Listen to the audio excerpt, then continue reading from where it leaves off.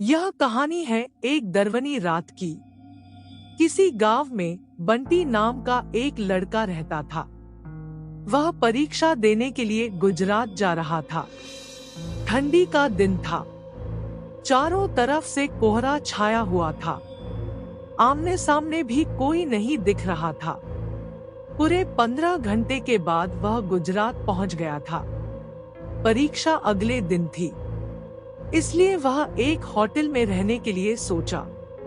रात हो गई थी और कहीं भी उसके बजट में सस्ता होटल मिल नहीं रहा था। काफी ढूंढने के बाद उसे एक सस्ता होटल मिला।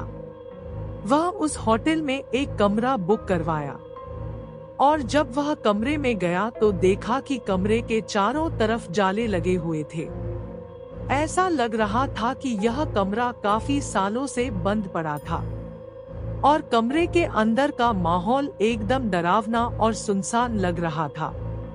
लेकिन उसने ये सब नजरअंदाज कर दिया और होटल से खाना मंगवाया और खा पीकर सोने चल दिया। जब वह सो रहा था तो लगभग रात के 1 बजे के करीब उसे किसी के पायल की घुंघरू की आवाज सुनाई दी। वह रात बंटी तुरंत नींद से उठ गया और जल्दी से खिड़की के पास गया, ये पता करने के लिए को इतनी रात को किसकी पायल की आवाज सुनाई दे रही है और इस सुनसान रास्ते में कौन आधी रात को घूम रहा है। क्योंकि वहां होटल में बंटी और मैनेजर के अलावा कोई भी नहीं था, तो ये फिर किस औरत की पायल की आवाज सुनाई दे रही है। बंटी खिड़की पर काफी देर तक खड़ा रहा लेकिन उसे कोई भी नहीं दिखाई दिया। फिर उसने अपने कमरे से मैनेजर को फोन किया और उसे बताया कि मुझे इतनी रात को कब से किसी की पायल की आवाज सुनाई दे रही है। आपको भी दे रही है क्या? मैनेजर ने कहा कि सर ऐसी कोई बात नहीं है, आपको हवा से ऐसा लग रहा होगा। वैसे भी ये जंगली इलाका है, यहाँ पर तो हल्की हवा भी तूफान के जैसी लगती है। आप सो जाइए, ऐसी कोई बात नहीं है। बंटी मैनेजर की बात पर भरोसा करके फिर से सोने चला गया। कुछ देर बाद उसे दोबारा वही पायल की आवाज पहले से भी ज्यादा तेज सुनाई देने लगी। इस बार उसने अपने कमरे का दरवाजा खोला और सीधा होटल के बाहर देखने के लिए चला गया। जब वह बाहर आया तो देखा कि एक काफी लंबी औरत है जो सफेद साड़ी पहनी हुई थी। उसके काफी लंबे बाल थे और चेहरा ढका हुआ था। वह अपने हाथ में एक नारियल लेकर के होटल के चारों तरफ चक्कर लगा रही थी। ऐसा लग रहा था कि मानो अपने पायल की आवाज से किसी को बुला रही है। बंटी दौड़कर उसके पास गया कि कौन है ये औरत जो इतनी रात को यहाँ घूम रही है। लेकिन वह तुरंत ही गायब हो गई और चारों तरफ कोहरा ही कोहरा फैल गया। बंटी भी थोड़ा घबरा गया, क्योंकि जिस औरत को वह सामने से देखा था अब वो नहीं दिख रही थी। बंटी अपने होटल में वापस जाना चाहा, लेकिन फिर उसे दोबारा पायल की आवाज सुनाई देने लगी। बंटी अब उसे ढूंढते हुए जंगल की ओर जाने लगा। चलते चलते वह अपने होटल से इतनी दूर आ गया उसे पता ही नहीं चला। फिर उसने उस घने जंगल में कुछ ऐसा देखा कि उसका दिल दहल गया। उसने देखा कि उस औरत ने एक पीपल के पेड़ के नीचे 5-6 लाश रखी थी और बारी बारी से एक एक को नोच नोच कर खा रही थी। उसका मुंह खून से लथपथ था और चेहरा भी एकदम डरावना था। बंटी जब ये सब देखा तो उसके पांव तले जमीन खिसक गई।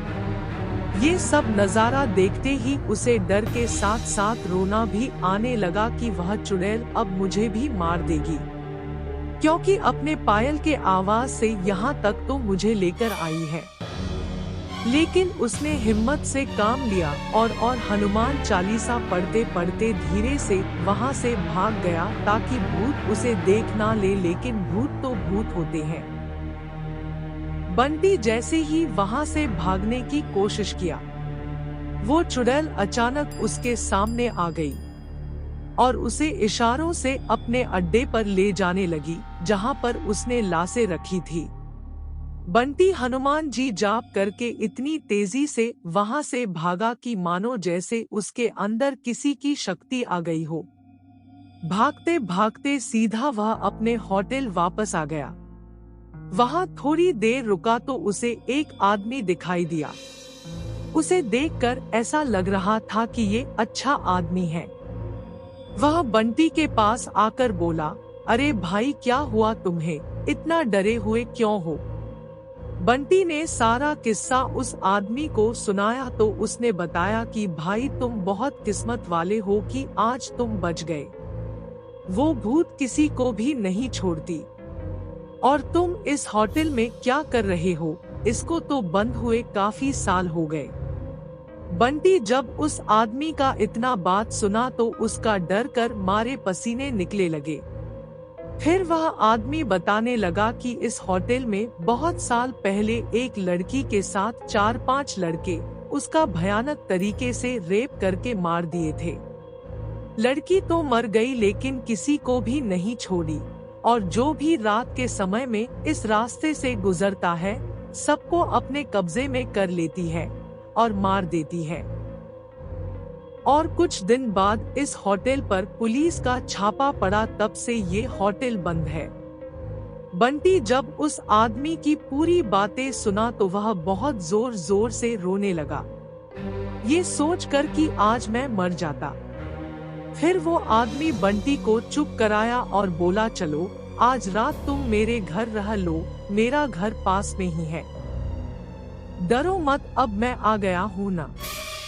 बंटी उस आदमी को धन्यवाद किया और उसके साथ उसके घर चला गया और अपने आप से एक वादा किया कि आज के बाद वह भूल कर भी कभी अनजान जगह पर नहीं जाऊंगा।